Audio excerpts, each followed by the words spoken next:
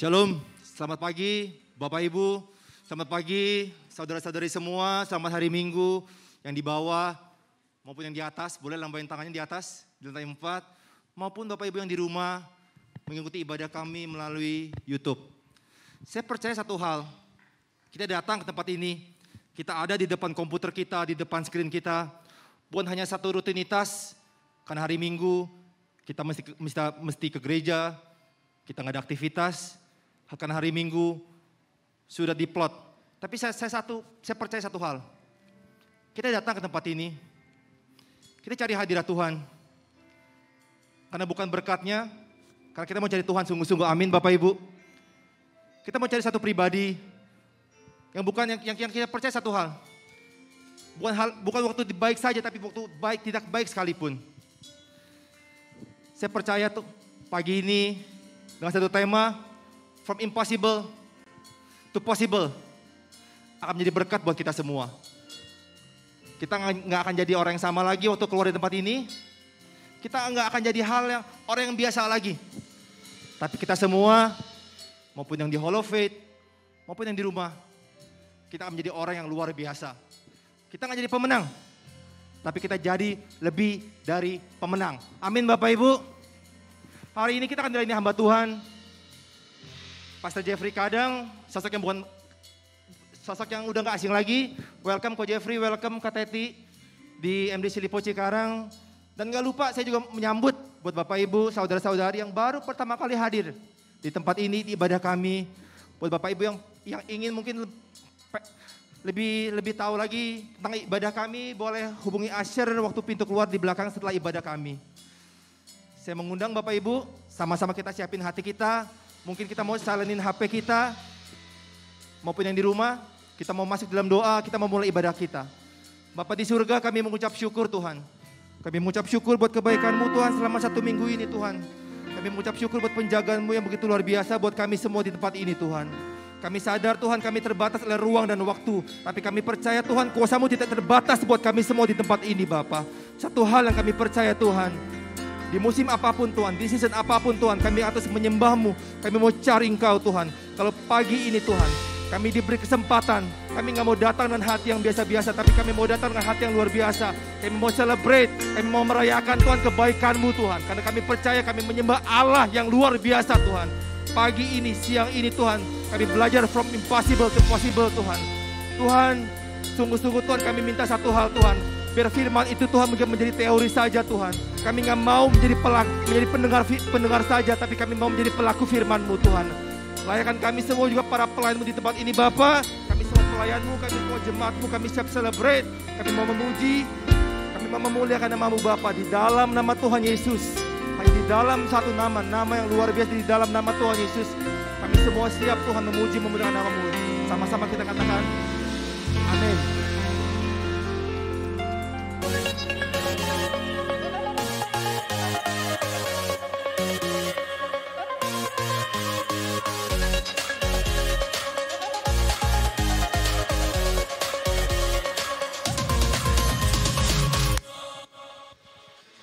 Haleluya. Selamat pagi Bapak Ibu Saudara sekalian.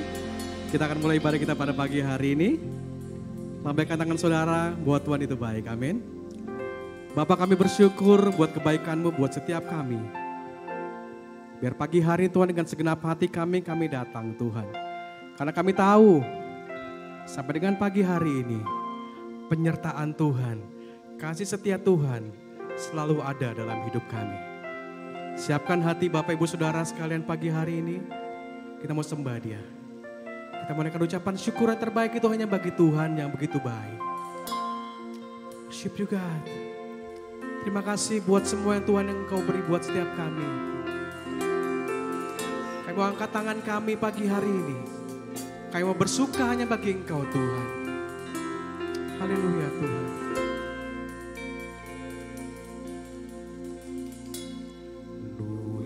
Hatiku dengan hadir-Mu,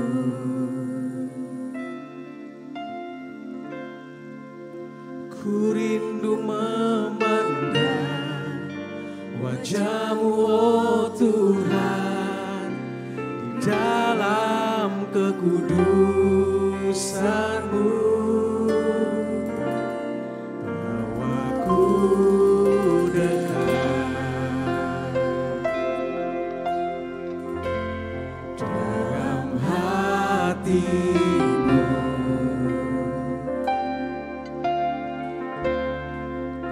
Ku rindu mendengar suara-Mu, oh Tuhan, di tempat kudus-Mu sekarang. Ku rasakan kasih-Mu dan indahnya kekudusan-Mu, penuhi dengan kasih-Mu, diam di hadirat-Mu. Ku mengangkat tanganku dan ku bersyukur menyembah-Mu, penuhi dengan kasih-Mu,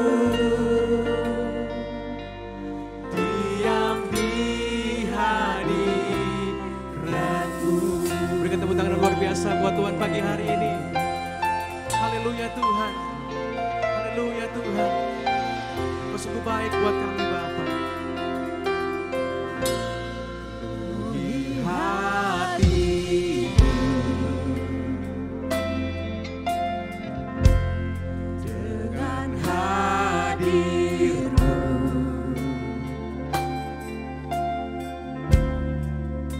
Ku rindu memandang wajah-Mu, oh Tuhan, di dalam kekudusan-Mu, bawaku dekat. Haleluya. Dalam hati-Mu Kami rindu Tuhan, ku rindu mendengar suara-Mu, oh Tuhan, di tempat kudus-Mu sekarang. Ku rasakan kasih-Mu dan indahnya kekudusan-Mu, penuhi dengan kasih-Mu, diam di hadirat-Mu. Ku mengangkat tangan-Mu dan ku bersyukur menyembah-Mu, penuhi dengan kasih-Mu, diam di hadirat-Mu.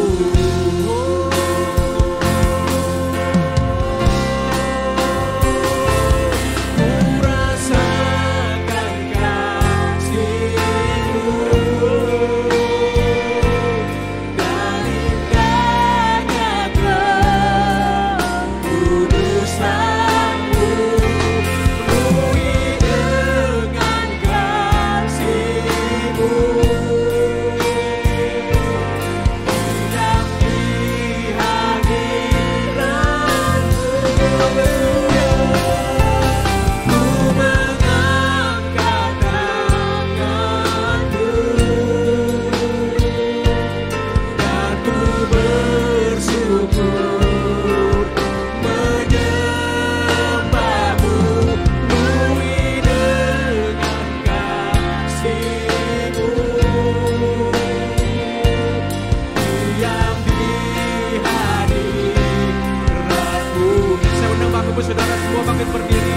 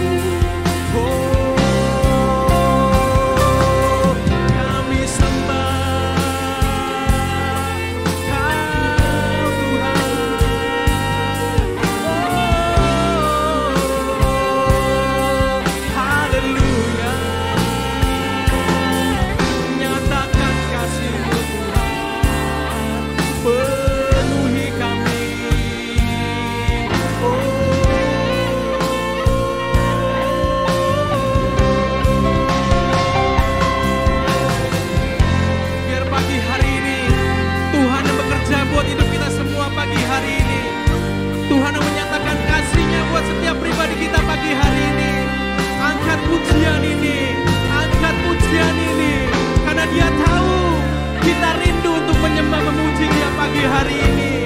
Haleluya. Dengan segenap hatimu, angkat sama-sama.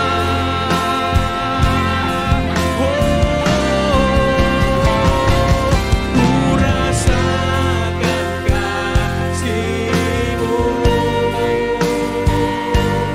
dan indahnya kedudusan-Mu. Ku hidup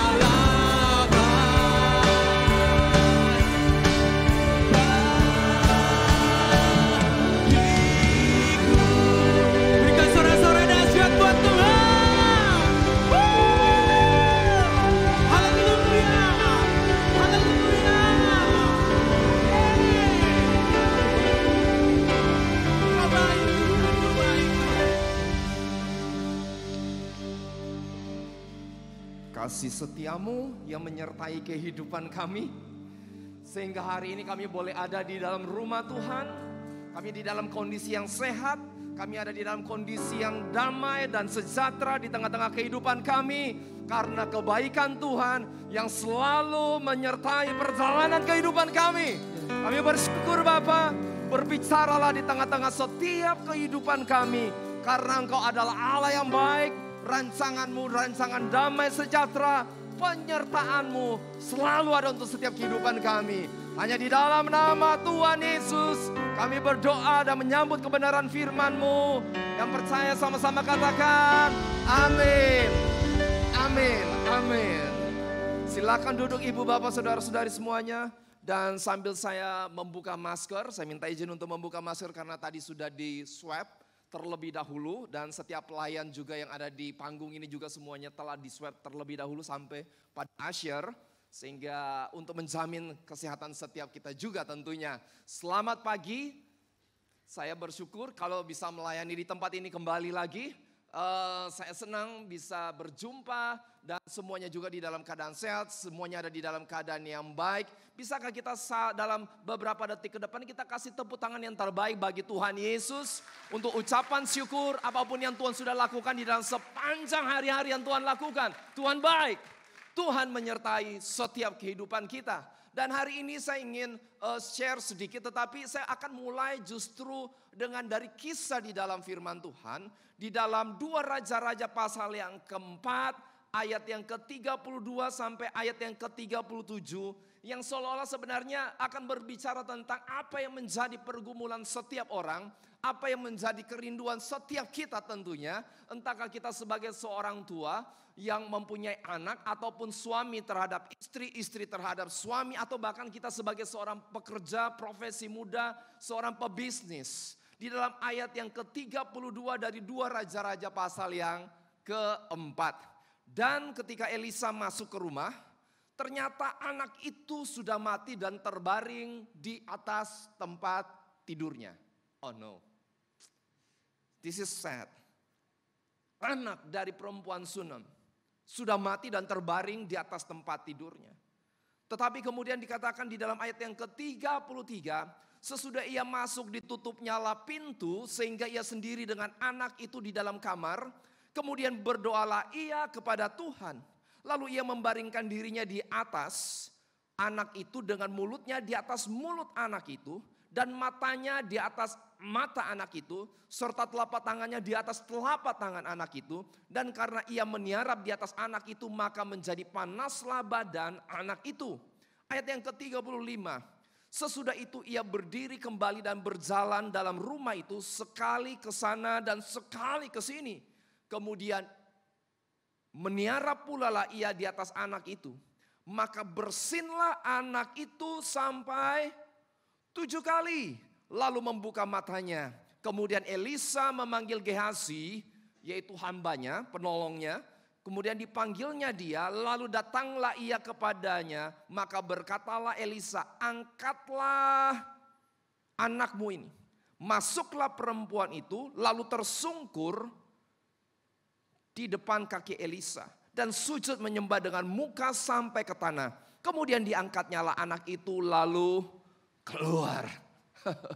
Luar biasa Tuhan. Luar biasa karya Tuhan. Kita melihat bagaimana Tuhan melakukan sesuatu yang mustahil di mata manusia. Dan menjadi seolah-olah sesuatu hal yang sangat mudah bagi Allah. Di dalam kehidupan anak dari perempuan Sunem yang telah meninggal. Dari kemustahilan Tuhan justru bisa bekerja, membuka jalan dan membuat yang mustahil menjadi mungkin di dalam setiap keberadaan kehidupan kita. Dan itulah Allah yang kita sembah, ibu bapak saudara-saudari semuanya. Ada kabar baik bagi setiap kita pagi hari ini. Entahkah kita di dalam pergumulan, entahkah kita di dalam masalah, entahkah kita sedang berhadapan dengan yang namanya kemustahilan. Di dalam rumah tangga, di dalam karir, di dalam pendidikan, dalam kehidupan anak yang Tuhan percayakan di dalam kehidupan kita. Bahwa Allah bisa bergerak mengatasi segala sesuatu yang mustahil. From impossible to possible. Dan hal inilah yang ingin saya sampaikan kepada setiap kita. Dan kita akan bahas sedikit, kita akan berjalan sedikit. Ada banyak ayat yang harus dibahas karena memang ada terbagi dalam 3. Kisah ini terbagi dalam 3 babak. Sehingga bisa menjadi pembelajaran bagi kita. Karena seringkali orang berharap mujizat Tuhan. Dan setiap kita pun pasti berharap mujizat pertolongan Tuhan dalam kehidupan kita. Yang setuju katakan amin. Kita berharap Tuhan melakukan sesuatu ketika kita berhadapan dengan kemustahilan. Di dalam bisnis, di dalam kehidupan rumah tangga kita. Tetapi kalau kita memperhatikan baik-baik di dalam kebenaran firman Tuhan. Kita akan melihat memang di satu sisi mujizat itu terjadi karena anugerah Tuhan dalam kehidupan kita.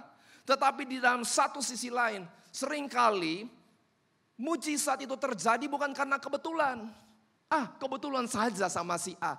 Kebetulan saja sama pebisnis B. Kebetulan saja sama anak si bapak itu gitu. Bukan. Tetapi kalau kita membaca kembali di dalam kebenaran firman Tuhan, mujizat demi mujizat terjadi. Seringkali bukan hanya karena dari sisi anugerah Tuhan, dan itu memang pasti karena anugerah Tuhan. Tetapi di satu sisi yang lain seringkali ada respon iman di dalam kehidupan manusia.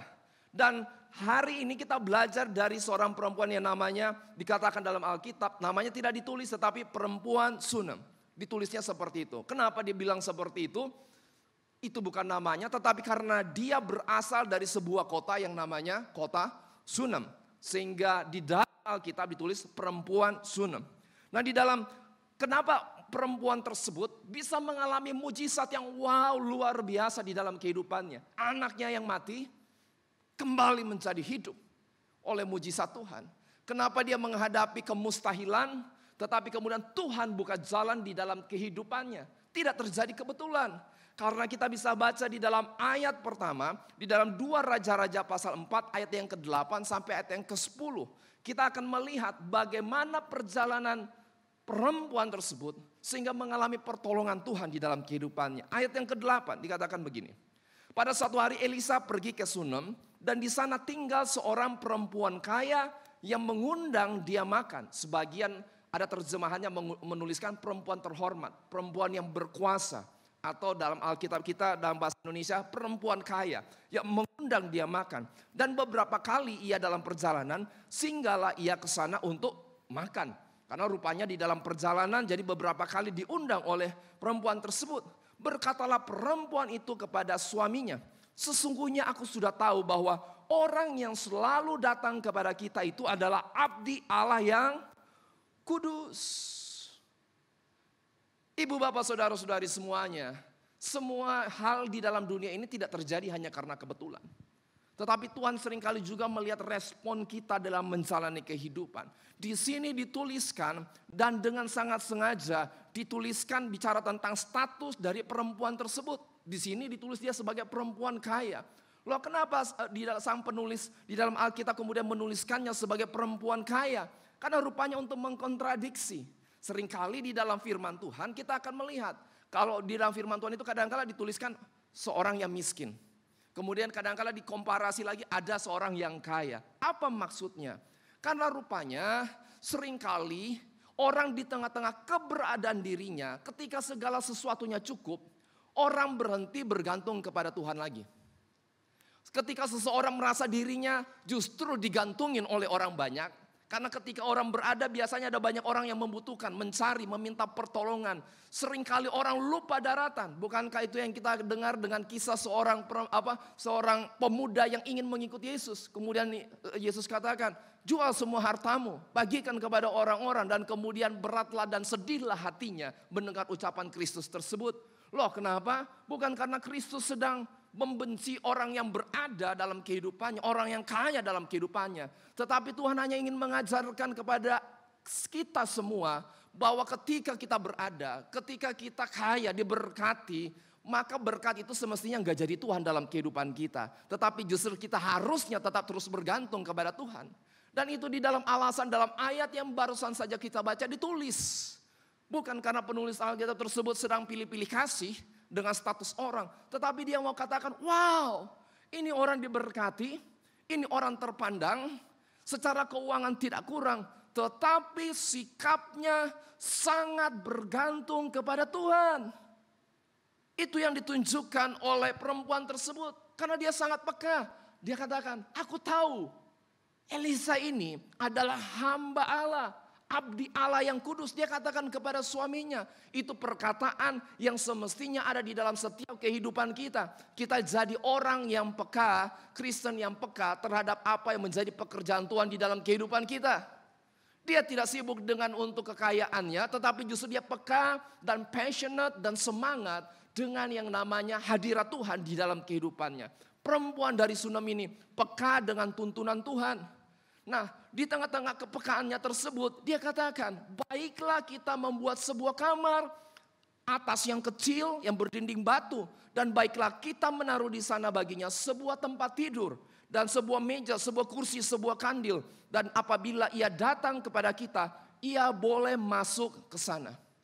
This is the beginning. Ini awal kenapa sang perempuan Sunem tersebut mengalami mujizat dan pertolongan Tuhan.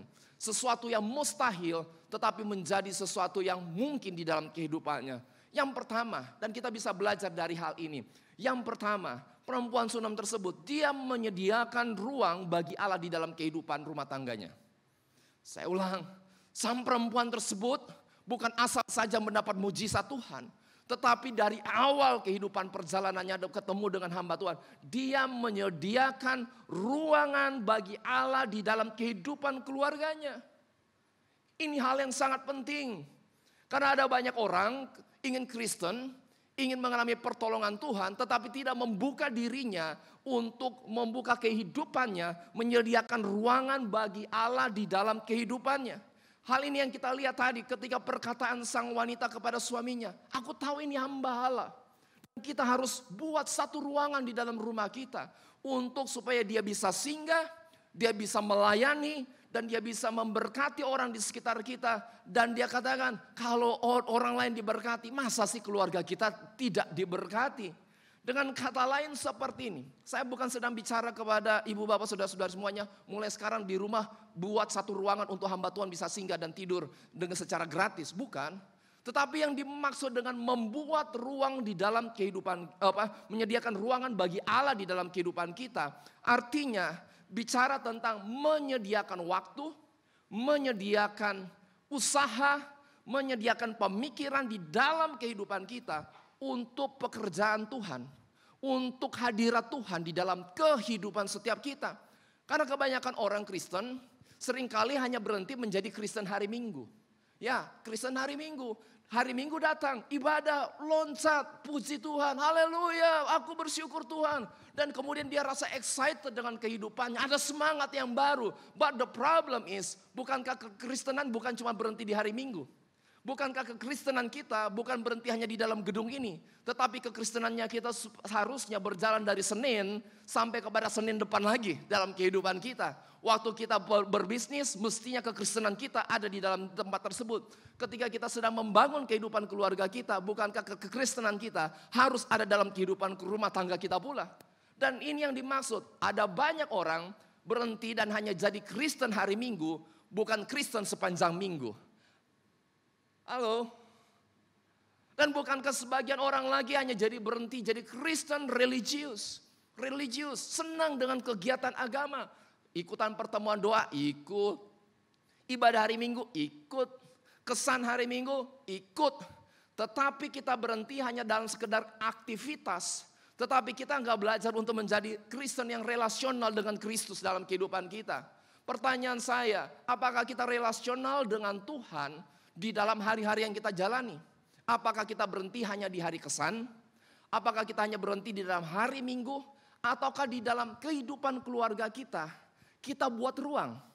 Bapak, istri sebagai ibu, ibu kemudian anak, dan kemudian kita buat ruang di dalam kehidupan rumah tangga kita untuk Tuhan bekerja. Apakah kita kalau kita jadi seorang pebisnis, di tengah-tengah kehidupan bisnis kita, kesibukan kita, apakah kita punya waktu berhenti? Berhenti sebentar, waktu break makan siang, ingat Tuhan lagi. Tuhan mau bicara apa dalam kehidupan saya? Atau bahkan kita punya ibadah harian, apakah kita mau berhenti dan memberikan ruang untuk mengingat, untuk menyembah Tuhan di tengah-tengah kesibukan hari-hari yang kita lakukan? Itu yang dikatakan bicara tentang memberi ruang di dalam kehidupan kita. Sang perempuan Sunem, Dia bukan karena iseng, wah kayaknya ini orang tenar. Elisa, Nabi Allah. Aku mau ikutan buka rumah saya supaya aku numpang lumayan lah, numpang fasilitas juga. Kalau dia tenar, saya ikut ke angkat tenar. No, tetapi sang perempuan Sunem menghargai hadirat Allah di dalam kehidupan hamba Tuhan pada saat tersebut. Sehingga dikatakan itu alasan kenapa dia peka. Itu alasan kenapa dia passionate dengan apa yang menjadi perjalanan kehidupan dari Elisa. Dan karena itu dia tertarik sekali dengan apa sih Tuhan, apa yang Tuhan mau lakukan, apa yang Tuhan ingin kerjakan dalam kehidupan manusia. Dia passionate dan membuka pekerjaan untuk Tuhan bekerja di dalam kehidupannya. Seringkali bahkan dalam pelayanan, ibu bapak jujur, seringkali pun bahkan kita terjebak. Di awal waktu saya mulai belajar untuk berkhotbah, saya berkhotbah seringkali waktu itu saya pikir, wah yang paling utama itu respon orang. Ketika awal-awal berkhotbah saya pikir yang paling keren itu tepuk tangan orang.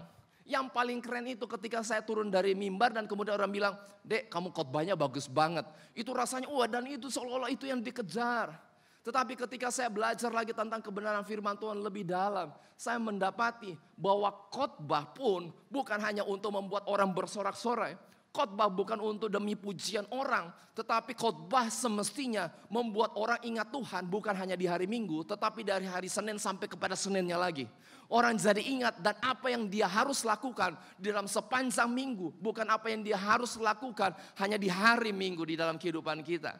Kita harus berpikir kembali, ibu bapak, saudara-saudari semuanya yang ada di tempat ini maupun secara online. Apakah kita sedang membuka ruang bagi Allah di dalam setiap sisi kehidupan kita? Kita bisa melihat pertolongan Tuhan, mujizat Tuhan ketika kita membuka ruang dalam kehidupan kita. Ruang yang saya maksud bukan ruangan secara fisik, tadi sempat sudah disinggung. Tetapi bicara tentang waktu, bicara tentang prioritas, bicara tentang usaha, effort yang kita berikan untuk ruang bagi Allah bekerja dalam kehidupan kita. Kenapa hal ini penting? Kalau bagi saya katakan ini investasi kehidupan kita. Ini investasi kita bagi perjalanan kehidupan kita. Sang perempuan Sunem yang tadi kita baca ceritanya. Dia bahkan detail, dia tidak bikin hanya sekedar kamar. Tetapi dia usahakan perabotannya. Dia detailkan, dia memberikan usaha untuk supaya hamba Tuhan tersebut nyaman di tempat tersebut. Dan kalau dia nyaman, dia akan datang berulang kali. Dan kalau dia datang berulang kali, dia bisa belajar banyak dan dia bisa melihat dan mengalami kasih anugerah Tuhan di dalam kehidupan rumah tangga dari perempuan Sunem tersebut. Kita tidak akan memiliki hubungan yang dalam dengan Tuhan kalau kita tidak berinvestasi apa-apa dalam hubungan kita dengan Tuhan. Saya ulang, kita tidak mungkin bisa go deep. Kita nggak mungkin, kita boleh Kristen 10 tahun, kita boleh Kristen 30 tahun. Tetapi kita tidak akan pernah menikmati hubungan itu lebih dalam kalau kita nggak berinvestasi lebih di dalam kehidupan kita. Para bapak-bapak maupun ibu-ibu yang berbisnis tentunya tahu. Usaha, kalau udah jalan bagus, bagus. Tetapi kan kita ingin lebih. Nggak mungkin dong omset 1 miliar kita puas 1 miliar. Kita pengen kalau bisa naik dong. Dan kalau untuk bisa naik apa yang harus kita lakukan? Kita harus investasi lebih. Entah marketingnya, entah produksinya, entah kualitasnya. Kita harus taruh usaha lebih. Dan itu yang ditunjukkan oleh perempuan Sunem tersebut. Kalau kita tidak berinvestasi di dalam ruang di mana kita bisa mengalami kasih Tuhan lebih jauh, maka kita nggak bisa go deeper dan kita nggak bisa mengalami sesuatu yang lebih intim di dalam hadirat Tuhan. Kita nggak bisa tumbuh hanya dari makanan rohani seminggu sekali, ibu bapak. No, kita saja secara jasmani bertumbuh karena kita punya makanan setiap hari. Dan bahkan bukan cuma makanan setiap hari. Kemarin kami ngobrol-ngobrol bahkan makanan sehat. Bukan cuma sekarang trennya bukan cuma makanan 3 kali sehari. Tetapi makanan sehat 3 kali sehari. Go deeper. Investasi lebih. Dan kita akan mendapatkan sesuatu yang lebih dalam lagi dalam relasi kita dengan Tuhan. Bolehkah saya bertanya kepada setiap kita dalam hari-hari ini? Apakah kita berinvestasi lebih untuk membuka ruang kehidupan kita bagi Tuhan lebih jauh?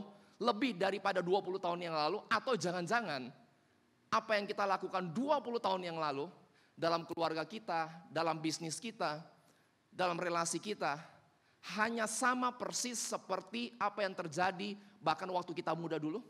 Atau jangan-jangan malah lebih mundur dari waktu kita muda dulu? Dulu waktu muda doa kenceng luar biasa. Dulu waktu bisnis belum besar seperti hari ini, doa pagi, siang, malam cari Tuhan. Bisnisnya diberkati Tuhan, udah mulai lupa sama Tuhan. Udahlah, sekali aja doa, itu pun kalau ingat. Artinya investasi kita untuk Tuhan, investasi relasi di dalam hubungan kita dengan Tuhan, ternyata makin hari kalau tidak sama seperti dulu, tetapi makin hari makin berkurang. And then, dan itu kita expect waktu kita bertemu dengan masalah, waktu kita bertemu dengan tembok yang menghalangi kehidupan kita, tembok kemustahilan, kita berharap mujizat. Kita berharap aku lebih kuat. Kita berharap ada terobosan. Tetapi Tuhan tanya, kamu selama ini ngapain? Apakah engkau buka ruang lebih jauh di dalam kehidupanmu untuk aku bekerja? Karena apa yang kita investasikan, ke dalam hal apa kita investasi, biasanya kita passionate dengan hal tersebut. Ibu bapak ingin lebih passionate di dalam kehidupan kekristenan kita. Kita ingin lebih passionate di dalam apa yang kita kerjakan dalam Tuhan. Kita ingin passionate di dalam kehidupan kerohanian kita. Ingin terbakar seperti dulu lagi. Pertanyaannya sederhana. Kita biasanya investasi dalam hal sesuatu. Dan apa yang kita investasikan, kita akan sangat perhatikan luar biasa. Coba perhatikan, ketemu kalau dalam waktu terakhir seringkali saya lihat orang di sosial media, entah bapak, ibu, anak muda, robot trading. Dikit-dikit langsung posting, cuan. Dan kemudian udah mulai bicaranya soal forex, bicara soal saham. Dulu setahun lalu nggak bicara saham, tapi sekarang bicara saham loh. Cepet banget tahu. Pak Jeffrey mesti ikut ini. Wah, dia cerita panjang lebar. Tahun lalu aja nggak kenal forex, nggak kenal saham. Tahun ini bicaranya panjang lebar soal saham. Passionate luar biasa. Loh, kenapa dia passionate? Bahkan sudah umur lanjut pun masih mau belajar lagi. Sederhana ibu bapak. Karena dia menginvestasikan sesuatu ke dalam hal tersebut. Dan apa yang kita investasikan, kita pasti passionate. Kalau kita ingin benar-benar kehidupan rohanian kita bergairah kembali, belajarlah untuk berinvestasi di dalam hadirat Tuhan.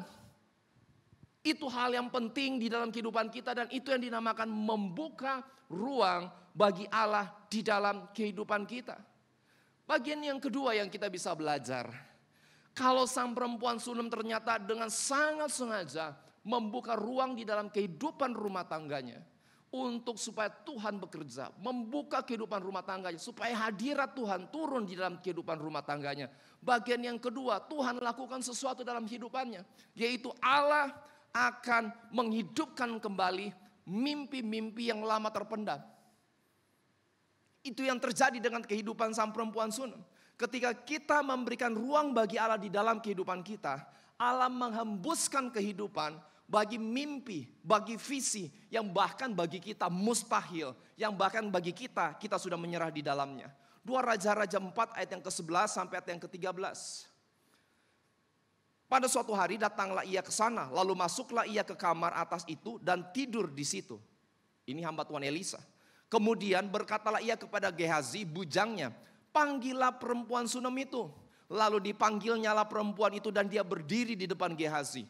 Ayat yang ke-13, Elisa telah berkata kepada Gehazi, coba katakan kepadanya, sesungguhnya engkau telah sangat bersusah-susah seperti ini untuk kami. Apakah yang dapat kuperbuat bagimu? Adakah yang dapat kubicarakan tentang engkau kepada raja atau kepala tentara? Posisi Elisa pada zaman tersebut adalah nabi. Dan posisi nabi bukan sesuatu yang dipandang enteng. Tetapi justru nabi pada saat itu punya otoritas untuk berbicara kepada raja. Itu posisinya. Sehingga dia bisa menyambungkan apa yang menjadi kepentingan dari perempuan Sunem tersebut kepada raja yang bisa mengambil keputusan. Tetapi di tengah-tengah pertanyaan tersebut, adakah yang dapat kubicarakan tentang engkau kepada raja atau kepala tentara? Jawab perempuan itu, aku ini tinggal di tengah-tengah kaumku. Ini jawaban yang luar biasa. Kalau kita hari ini ditanya, Bapak mau pesan apa sama Bapak Presiden kita? Besok saya akan ketemu, umpamanya saya katakan seperti itu. Mau titip pesan apa? Kita pasti akan berpikir luar biasa. Apa yang bisa dikabulkan ya? Tetapi yang ditunjukkan oleh perempuan Sunam tersebut, dia katakan, aku ini tinggal di tengah-tengah kaumku. Artinya dia bilang begini, saya nggak minta apa-apa. Aku ini cukup di tengah-tengah kaumku, dia katakan. Aku nggak punya keinginan apa-apa. Semuanya cukup. Ibu bapak, saudara-saudara semuanya. Apa yang diekspresikan oleh perempuan Sunam ini bicara tentang kedalaman dari hubungannya dia dengan Tuhan. Orang kalau dekat dengan Tuhan, dia tenang. Kalau bahasa Inggrisnya dia punya contentment. Ada rasa cukup di dalam kehidupannya. Bukan berarti hidup tanpa masalah, bukan berarti hidup bebas masalah. Tetapi orang yang menyediakan ruang bagi Allah di dalam kehidupannya. Bukan cuma hari Minggu, tetapi dalam sepanjang hari-hari yang dia layani.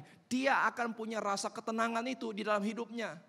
Masalah ada kekurangan ya ada. Tetapi rasa cukup itu akan membuat dia bisa tenang. Ada kepuasan di dalam Tuhan karena dia tahu kalaupun dia terbatas, dia punya Allah yang tidak terbatas. Kalaupun dia punya masalah, tapi dia punya Allah yang selalu menolong dia untuk mengatasi setiap permasalahan yang ada. Itu Allah yang kita sembah, ibu bapak saudara-saudari semuanya. Itulah Allah kita. Dan kemudian ketika dia berkata cukup, tetapi Elisa katakan dalam hatinya, no, Tuhan bicara ada sesuatu yang lebih jauh. Coba tanya lagi. Ayat yang ke-14, kemudian berkatalah Elisa, apakah yang dapat kuperbuat baginya? Jawab Gehazi, dia tidak punya anak dan suaminya sudah tua. Lalu berkatalah Elisa, panggillah dia. Dan sesudah dipanggilnya berdirilah perempuan itu di pintu, berkatalah Elisa, pada waktu seperti ini juga, tahun depan engkau ini akan menggendong seorang anak laki-laki. Tetapi jawab perempuan itu, janganlah Tuhan yang abdi Allah, janganlah berdusta kepada hambamu ini. Tetapi ayat yang ke-17, mengandunglah perempuan itu lalu melahirkan seorang anak laki-laki pada waktu itu. Pada tahun berikutnya seperti yang dikatakan Elisa kepadanya.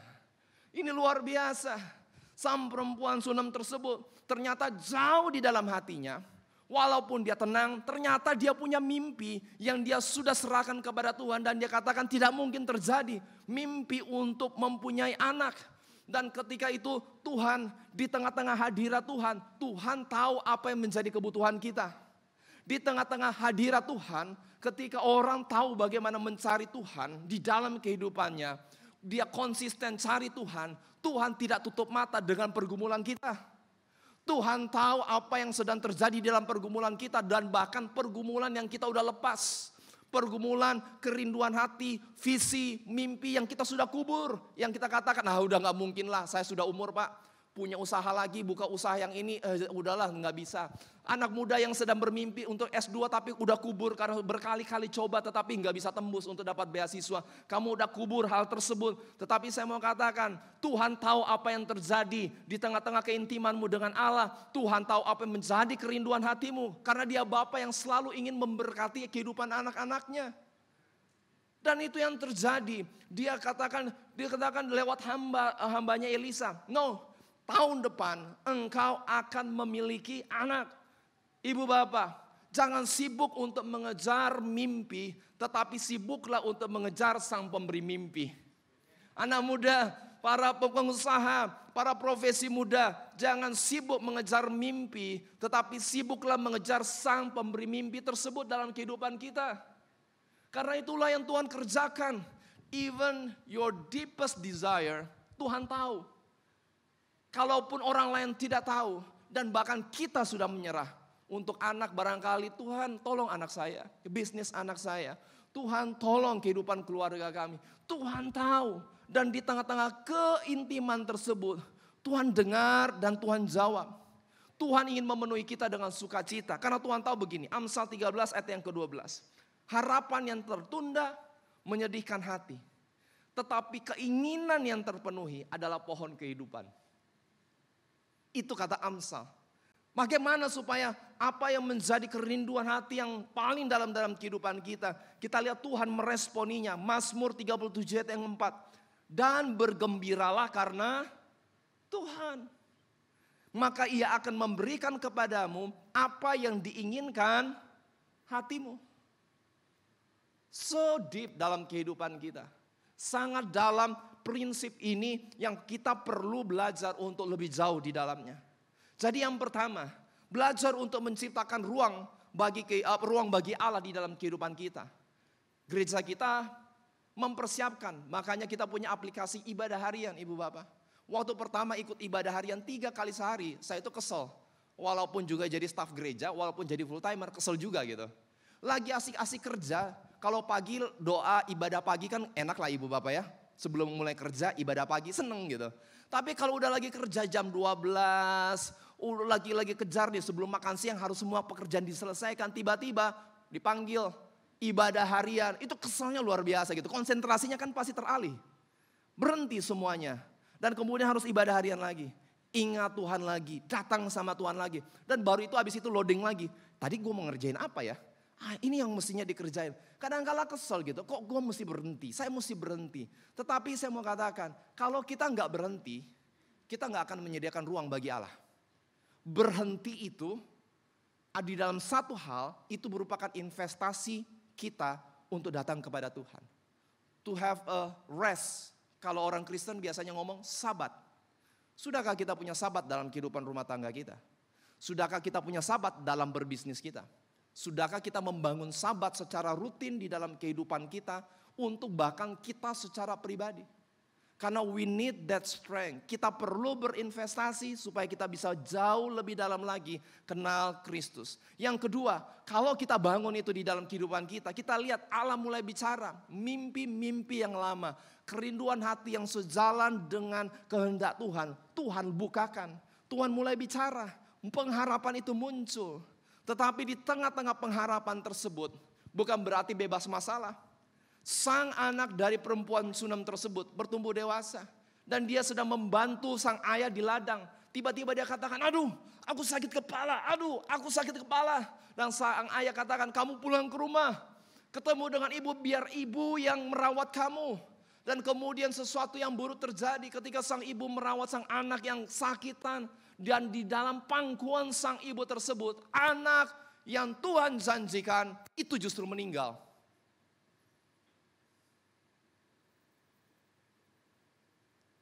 Apa yang Tuhan janjikan justru meninggal. Betapa kecewa mestinya kalau kita secara manusia. Loh kan saya nggak minta anak tersebut, saya udah kubur mimpinya. Tuhan kok yang bilang lagi? Sekarang udah saya jalani, kok mati lagi Tuhan? Kok Tuhan ambil? Hari ini saya mau katakan, hanya karena Tuhan bekerja di dalam kehidupan kita dan Tuhan menjanjikan sesuatu di dalam kehidupan kita, bukan berarti kita tidak akan mengalami masalah. Sehingga kalau kita ingin mengalami sesuatu dari yang mustahil menjadi tidak mustahil. Apa yang mustahil menjadi satu terobosan di dalam kehidupan kita. Kita harus tahu berpegang kepada janji Allah di dalam kehidupan kita. Jangan lepas janji Allah di dalam kehidupan kita, ibu bapak saudara-saudari semuanya. Jangan lepas anak-anak muda, jangan lepas janji Tuhan sekalipun rasanya tidak mungkin. Jangan lepas janji Tuhan dari kehidupan rumah tangga kita. Ya, sekalipun sepertinya mustahil, tetapi tidak mustahil bagi Allah. Mimpi untuk memiliki keturunan dihidupkan kembali oleh Allah. Tetapi perempuan Sunem harus berhadapan dengan realita sang anak meninggal. Dia harus berhadapan dengan kemustahilan. Tetapi perhatikan apa yang dia lakukan.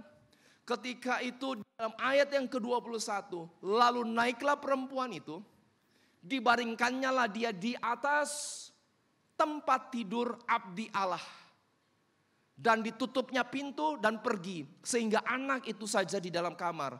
Sesudah itu ia memanggil suaminya serta berkata, suruh kepadaku salah seorang bujang dengan membawa seekor keledai betina. Aku mau pergi dengan segera kepada abdi Allah itu dan akan terus pulang. Perhatikan apa yang dilakukan perempuan Sunem ketika dia berhadapan dengan masalah. Kemana dia pergi? Ke kamar itu. Dia bawa anaknya dan dia taruh kemana? Dia taruh di atas tempat tidur yang dia persiapkan untuk hamba Allah tersebut. Kemana kita harus berbalik ketika kita menghadapi kemustahilan, ibu bapak saudara-saudara semuanya. Yang bahkan Tuhan sendiri yang sudah janjikan akan ada jalan keluar tetapi malah makin mustahil. Kita bawa kembali ke dalam ruang kamar yang disiapkan oleh kehidupan kita untuk supaya Tuhan bekerja di dalam kehidupan kita. Tidak ada tempat lain. Dan karena itu, karena sikap perempuan Sunem tersebut membawanya ke dalam kamar hamba Tuhan tersebut. Dan kemudian dia katakan, taruh, jaga, aku akan pergi menemui hamba Tuhan tersebut. Dengan kata lain, di tengah-tengah semua kemustahilan yang ada, dia katakan, no, aku tetap cari Tuhan. Aku akan balik lagi ke posisi di mana dari semula dalam kehidupanku, yaitu menyediakan ruang bagi Allah bekerja dalam kehidupanku. Dalam rumah tangga, dalam bisnis, aku akan kembali ke tempat di mana aku mulai. Ibu bapak, saudara-saudara semuanya, mungkin dalam hari ini kita sudah dengar janji Tuhan. Bertahun-tahun bahkan kita dengar janji Tuhan tersebut. Bertahun-tahun kita dengar apa yang Tuhan mau lakukan. Bertahun-tahun kita dengar firman Tuhan. Tetapi saya mau katakan, kalau kita ingin mengalami mujizat Tuhan, pertolongan Tuhan di tengah-tengah kehidupan kita, kita harus balik lagi. Kita balik ke tempat di mana kita menyediakan ruang bagi Allah atas kehidupan kita. Rumah tangga, suami istri, apakah kita punya mesbah keluarga dalam kehidupan kita? Pebisnis, apakah kita punya ruang di tengah-tengah bisnis kita untuk kita berhenti dan kemudian bilang, Tuhan, I just want to worship you this time. Anak muda, di tengah-tengah semua sosial media yang ada, apakah kita mau bilang, no, saya mau berhenti, hari ini saya nggak mau touch, I don't want to touch the social media, saya bakalan belajar untuk puasa dan hari ini saya mau katakan, Tuhan, saya butuh tuntunan Tuhan. Karena saya ngerasa sangat kosong, saya butuh Tuhan bicara dalam kehidupan saya. Saya undang Timosi untuk maju ke depan. This is the point. Kalau kita ingin bergerak dari yang mustahil menjadi satu terobosan di dalam kehidupan kita. Di dalam nama Yesus, dikatakan 2 Korintus 1 ayat yang ke-20. Sebab Kristus adalah ya bagi semua janji Allah. Itu sebabnya oleh Dia kita mengatakan amin untuk memuliakan Tuhan. Tidak ada tempat yang paling baik untuk melawan kemustahilan kecuali datang kepada Kristus. Tidak ada hal yang bisa kita lakukan di tengah-tengah kemustahilan yang paling penting, yang paling urgent selain kita datang ke dalam ruang, ke tempat yang kita siapkan untuk Allah. Karena iman kita harus punya dasar. Karena iman kita untuk supaya terjadi terobosan harus memiliki dasar. Karena tanpa dasar yang benar, iman kita untuk sesuatu, iman kita untuk pemulihan keluarga, iman kita untuk anak-anak kita, iman kita untuk terjadi pemulihan dalam pribadi kita. Maka kalau tanpa iman yang didasarkan pada hal yang kokoh, maka iman itu adalah iman yang kosong. Saya tutup dengan kisah ini, ibu bapak saudara-saudara semuanya. Anak saya waktu masih kecil percaya dengan peri gigi karena sering nonton film. Hari ini saya datang sama istri saya, namanya Teti Ruth. Jarang-jarang kami bisa datang berdua nih kalau pelayanan. Bersyukur minggu ini kami bisa punya kesempatan agak lowong nih untuk bisa datang berdua. Dan saya datang juga dengan anak saya, namanya Frederica Joen Kadang. Waktu kecil, dia percaya dengan peri gigi karena sering nonton film kartun lah biasanya. Sehingga waktu giginya tanggal, dia katakan, Daddy, saya simpan dong di bawah bantal ya Daddy. Kenapa? Iya, kan nanti kalau malam peri gigi datang. Kalau peri gigi datang nanti dia ganti dengan ada hadiah. Dan kemudian giginya diambil. Nah, karena dia percaya hal tersebut, dia ngomong kepada kami. Dia taruh di bawah bantal giginya. Yang kelabakan siapa ibu bapak? Orang tuanya. Waduh, ini gimana kita mesti kasih hadiah sama dia? Jadi berakhirlah dengan operasi malam-malam. Jam 1 malam saya bangun. Ambil gigi dari bawah bantalnya. Masukkan hadiah di bawah bantal. Pagi-pagi dia bangun, Daddy, I got this. Dia seneng banget gitu. Nah masalahnya kali kedua giginya tanggal lagi. Nah saya bilang sama Teti, wah Tet kita gak bisa lanjut nih. Ini kan gak bener. Dia percaya, tetapi percaya kepada hal yang kosong. Dia harus bertemu dengan realitanya. Jadi hari itu giginya tanggal disimpan. Kemudian saya katakan, udah kita jangan kasih hadiah. Dia harus berhadapan dengan realita. Dia harus percaya Yesus, bukan percaya kepada peri gigi. Dan kemudian besok paginya dia bangun. Dia temuin masih ada gigi. nggak ada hadiah. Dan hari itu kami harus ngobrol dengan dia. Harus ngajarin. Dia punya iman. Tetapi imannya kepada hal yang kosong. Imannya kepada peri gigi. Dan dia nggak akan mendapat apapun. Ibu, bapak, saudari semuanya. Kalau kita berhadapan dengan kemustahilan di depan kita. Kita harus taruh iman kita kepada tempat yang kokoh. Tempat yang kokoh itu namanya Yesus Kristus. Dia yang sanggup untuk menolong kita, menyelesaikan setiap perkara yang mustahil bagi dalam kehidupan kita. Tetapi di dalam relasi kita dengan Kristus, kita nggak bisa datang begitu saja. Tetapi kalau kita ingin mengalami breakthrough demi breakthrough di dalam kehidupan kita, perjalanan demi perjalanan, entah dalam bisnis, dalam kehidupan keluarga kita, dan kita mampu melewati setiap tantangan tersebut, kita harus belajar menyiapkan ruang bagi Allah untuk berkarya di dalam kehidupan kita. Kita harus menyiapkan ruang bagi Allah di dalam keseharian kita. Kita perlu menyiapkan ruangan bagi Allah as a family.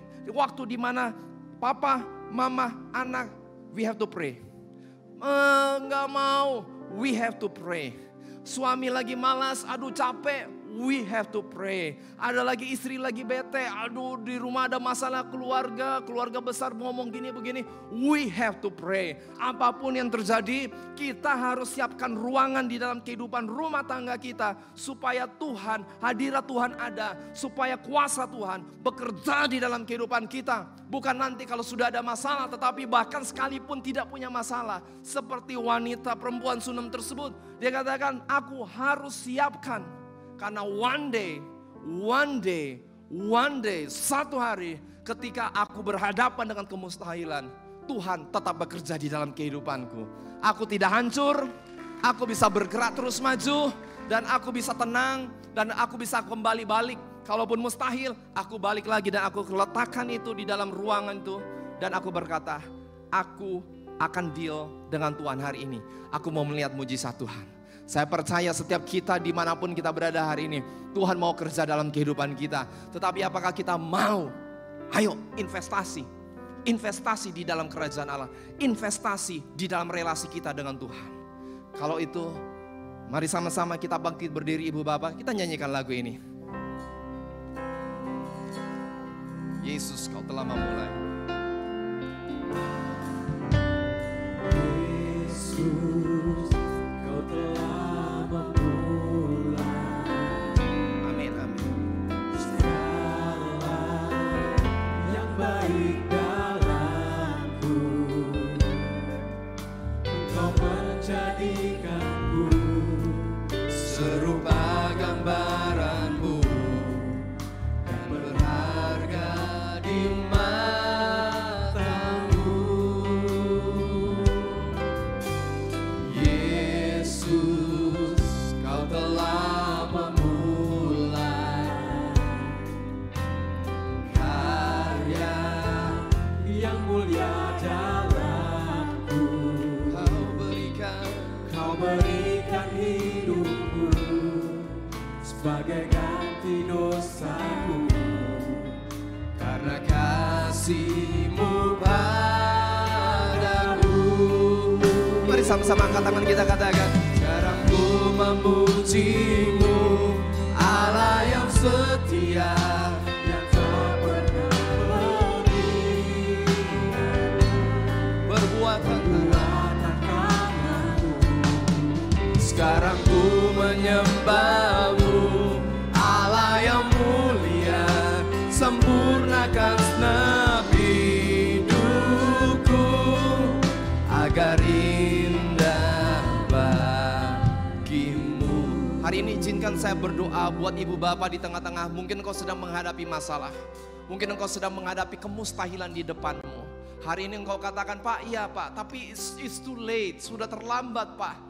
Saya butuh hari ini, saya butuh minggu ini. Saya percaya ada anugerah Tuhan bagi setiap kita. Tetapi ibu bapak, saya mau ngajak kita, ayo jangan datang kepada Allah hanya karena masalah, tetapi datang kepada Allah karena relasi kita dengan Allah. Karena Dia Bapa yang baik dan Bapa yang peduli dengan kehidupan kita, dan Dia terus mau bekerja dalam kehidupan kita. Kalau engkau itu orangnya, engkau di tengah-tengah masalah yang rasanya mustahil, engkau menyerah, ada mimpi yang sebenarnya Tuhan, kamu tahu ini dari Tuhan. Tapi udah mustahil, udah 10 tahun yang lalu, udah saya kubur Pak. Tetapi hari ini saya mau katakan Tuhan mau menghidupkannya karena itu mimpi bukan dari engkau. Tetapi itu mimpi yang datangnya daripada Tuhan dan Tuhan mau bergerak di dalam kehidupanmu lagi. Kalau engkau itu orangnya, kalau engkau tengah berhadapan dengan kemustahilan, engkau berhadapan dengan mimpi yang telah mati, taruh tangan kanan di dadamu hari ini. Izinkan saya berdoa dalam beberapa menit ke depan. Ya, terima kasih untuk kerendahan hati Ibu Bapak Saudara-saudari semuanya. Mari sama-sama kita berdoa. Bapa yang di surga, hari ini kami datang kepadamu di tengah-tengah keterbatasan kami. Kami mau katakan kami butuh Tuhan. Kami butuh Engkau Yesus. Kami butuh Engkau Yesus karena di dalam Engkau tidak ada yang mustahil. Engkau Allah yang berkuasa mewujudkan apa yang tidak mampu dilakukan oleh manusia. Oleh karena itu kami berseru, jadilah kehendak-Mu. Hari ini aku berdoa ada mujizat di dalam kehidupan setiap keluarga yang ada. Hari ini aku berdoa ada mujizat Allah, pertolongan Allah di dalam usaha, di dalam bisnis, di dalam rumah tangga, di dalam setiap kehidupan pribadi terjadi pemulihan. Terjadi terobosan yang datangnya daripada Allah. Hari ini aku berdoa bahkan untuk beberapa pelayan. Ada hamba Tuhan, ada full time. Engkau menyerah tetap dengan mimpi-mimpimu. Tetapi hari ini aku berdoa di dalam nama Tuhan Yesus. Mimpi yang dikubur hari ini hidup kembali karena Tuhan mau mengerjakannya. Tuhan mau menggenapkannya di dalam kehidupanmu. Mimpi untuk bisnis yang selama ini engkau kubur, Tuhan katakan aku memberkati dan aku akan membuat engkau berhasil di dalam nama Yesus. Hari ini aku berdoa Bapak, aku melepaskan berkat di dalam setiap kehidupan jemaat-Mu. Hari ini kami akan melangkah di tengah-tengah kemustahilan dan kami melihat mujizat Allah terjadi. Mujizat Allah terjadi. Hari ini kami berdoa Bapak, biar tercukupi setiap kebutuhan yang ada. Orang-orang yang merindukan untuk memiliki keturunan, di dalam nama Tuhan Yesus aku memberkati. Aku memberkati di dalam nama Yesus. Tuhan memberkati dengan keturunan ilahi. Bagi mereka yang merindukan pasangan hidup, yang merindukan keberhasilan di dalam bisnis, hari ini aku melepaskan berkat. Terjadi terobosan. Tuhan membawa dan mencukupkan apa yang perlukan di dalam kehidupanmu. Kami mengucap syukur Bapa. Allah itu baik. Allah yang menyertai kehidupan kami itu baik.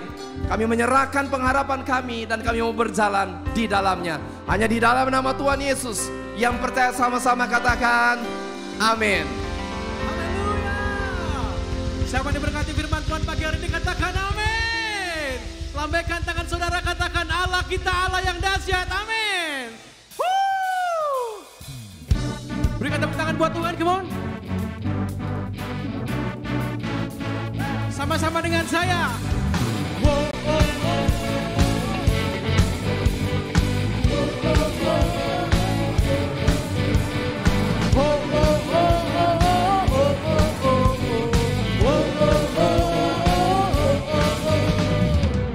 Dari utara ke selatan terdengar pujian bagi Allah. Dari barat sampai ke timur nama Yesus disanjung tinggi. Dari pulau-pulau, lembah-lembah, gunung-gunung yang tinggi,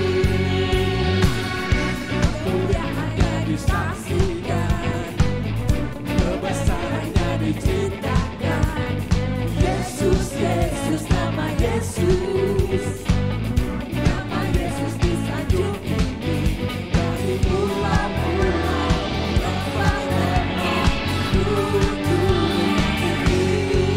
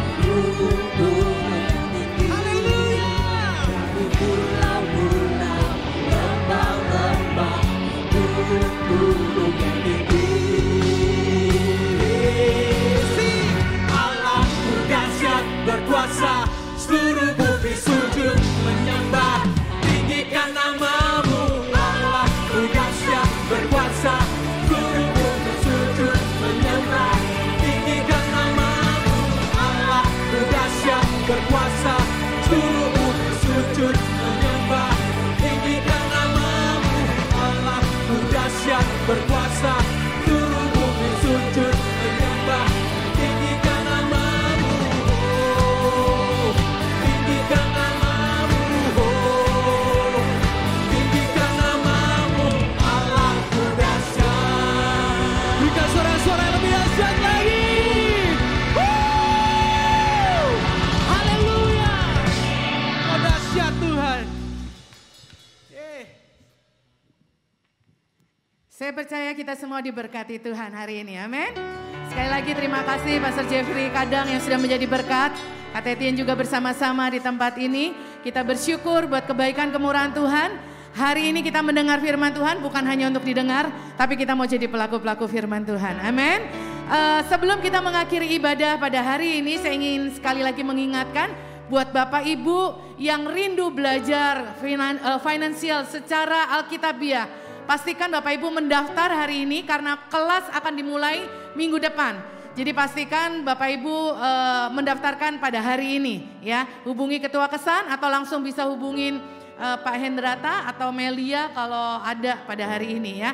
Jadi pastikan Bapak Ibu langsung Pak Tulus atau Katri ya bisa langsung mendaftarkan diri. Dan sekali lagi saya mengucapkan selamat ulang tahun buat Bapak Ibu Saudara yang berulang tahun di bulan Juni. Ada yang berulang tahun di bulan Juni bisa angkat tangannya Pak Hadi, saya tahu ada siapa lagi Bapak Ibu? Boleh angkat tangan tinggi-tinggi, di tengah situ ada juga. Selamat ulang tahun, Tuhan Yesus memberkati. Ya, mari sama-sama kita mau satukan hati, kita berdoa untuk mengakhiri ibadah kita. Sekaligus kita berdoa juga buat Bapak Ibu Saudara yang berulang tahun di bulan Juni. Kami bersyukur buat kebaikan, kemurahan Tuhan di dalam kehidupan kami. Kami bersyukur untuk penyertaan Tuhan di sepanjang masa kehidupan kami. Kami menyadari bahwa Engkau Allah yang tidak pernah meninggalkan kehidupan kami. Apapun musim kehidupan kami, ajar kepada setiap kami untuk tetap terus mengingat kebaikan Tuhan. Sehingga kami tetap kuat berdiri di dalam kebenaran-Mu Bapa. Terima kasih untuk kebenaran firman yang boleh disampaikan pada hari ini. Engkau yang memberkati hamba-Mu, Pastor Jeffrey Kadang, di tengah-tengah kesibukan pelayanannya, pekerjaannya Tuhan. Engkau yang memberkati, Engkau mengurapi lebih lagi, bahkan Engkau menyampaikan isi hati-Mu di dalam kehidupan pelayanannya lebih lagi Tuhan. Sehingga dimanapun Engkau mengutus, hamba-Mu ini boleh menjadi berkat. Bahkan setiap kami Tuhan, keberadaan kami mau jadi orang-orang yang menjadi berkat juga bagi lingkungan sekitar kami. Ajarkan kepada setiap kami untuk terus menebarkan kasih yang daripada Tuhan atas sekeliling kami. Menjadi berkat sehingga hidup kami boleh bermakna di dalam Engkau Tuhan. Kami bersyukur Tuhan, dan hari ini juga kami mengucap syukur buat saudara-saudari kami yang berulang tahun, yang Tuhan tambahkan usianya 1 tahun lagi di bulan Juni. Kami mengucap syukur buat kebaikan kemurahan Tuhan dalam kehidupan hamba-hamba-Mu ini Tuhan. Kami percaya di hari-hari mendatang penyertaan, perlindungan Tuhan ada dalam kehidupan mereka juga. Tuhan yang memberkati masa depannya, Tuhan yang memberkati pekerjaan, rumah tangga, studi, apapun yang dikerjakan, Tuhan akan menyertai dan membuat berhasil. Kami percaya kesehatan semuanya kami serahkan ke dalam tangan Tuhan. Terima kasih Bapak. Bahkan setiap kami yang ada di tempat ini, kami percaya berkat-Mu juga turun atas setiap kehidupan kami. Mari jemaat Tuhan, arahkan hati dan tangan-Mu di hadapan Tuhan. Siang hari ini setiap kebenaran firman Tuhan yang sudah Engkau dengarkan, bawa itu pulang dan kembali renungkan dan lakukanlah dalam kehidupan-Mu. Bangun kehidupan kerohanian-Mu lebih lagi di dalam Tuhan.